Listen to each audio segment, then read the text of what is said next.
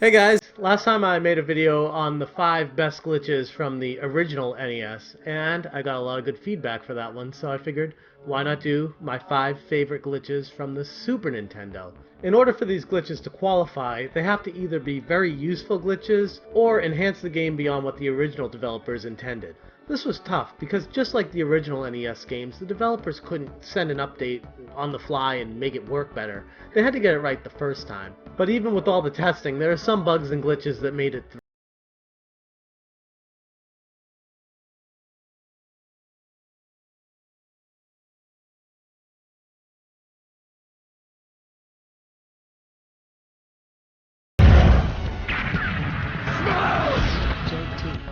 Alright, so starting off my list of the top 5 Super Nintendo glitches of all time, Earthbound.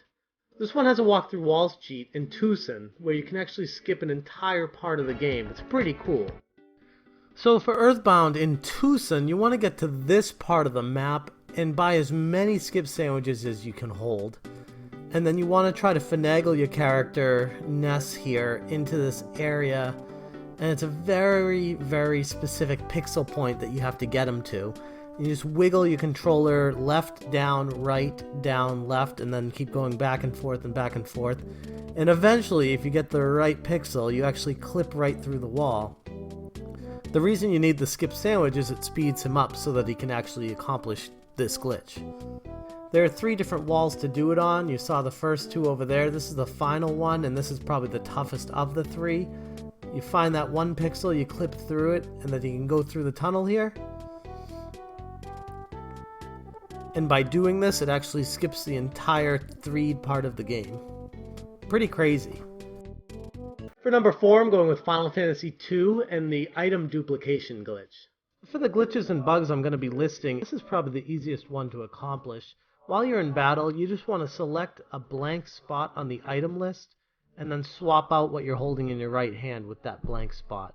Once you do that, you just want to run away from the battle so you don't get too injured. And then when you go to your menu screen, select the item, and it will actually show 2 of the weapon when you put it in the right hand. And to complete the glitch, all you have to do is simply unequip the weapon and then re-equip it again.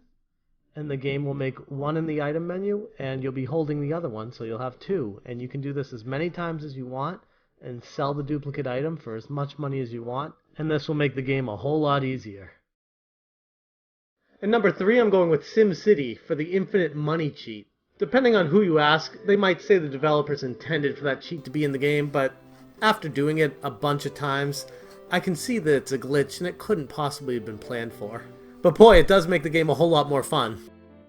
This is one of those glitches that sounds a whole lot more complicated than it really is. In order to complete this glitch, just wait for the end of the year, hold down the L button on the controller, and spend some money, and then let go of the L button, and you'll have 999,999 funds. As long as you spend more money than what you were getting, you're gonna get the glitch to work. Now for number 2 on the list, I'm gonna be going with Secret of Mana, my all-time favorite Super Nintendo game ever made, and the 9th Sword Orb glitch. This one allows you to actually get the Mana Sword and use it in play, and not just on the final boss. This one's a whole lot more complicated than the other glitches I've talked about so far, so I'm gonna just put a link in the description with a more detailed explanation for this one. But suffice it to say, this one is awesome. It can overpower your sword and make the game a whole lot more fun towards the end of it. Now because this is a top 5 glitches, I had to be extremely selective with the 5 games that I picked. Some games have some pretty cool glitches that just didn't make the cut, starting with Super Mario World and the green orb glitch. This one's probably the hardest one to do that I'm even going to talk about. You have to get to Yoshi Island 1 with Yoshi and Fire Mario, and do a complicated series of moves all at the same time in order to glitch out the item box. I'll also put a link in the description on how to complete this one as well. If you're able to do this glitch correctly, the item box will actually give you the green orb, and you can use that on any level to complete it immediately. And a couple other honorable mentions, Super Mario Kart skipping the laps. The original Super Mario Kart had no checkpoints midway through the lap, so if you can fool the game into thinking that you've gone around the entire track at the finish line, it will actually give you the lap right there. This one requires just ramming the wall right where the finish line is over and over and over again, And eventually, if you're jumping at the right time, the game will think you've actually completed a lap, and you can just keep doing this over and over again on multiple different stages throughout the entire game. Some are more challenging to do it with than others, but a lot of stages you can do this. No wonder those kids in Nintendo Power got faster times than me. And finally, my last honorable mention, Final Fantasy III on the Super Nintendo with the sketch glitch. There are a few steps to getting this one started, but I'll skip to the actual interesting part of it, and I'll put more information in the description on how to get it set up. But basically, the Vanish spell causes a lot of havoc in this game. If you cast Vanish on an enemy, and then have Realm sketch that enemy, the game goes completely haywire. The advantage to doing this is your items get all jumbled and messed up, and you actually get some crazy awesome items sometimes, and it's really fun to do and see what changes and what happens.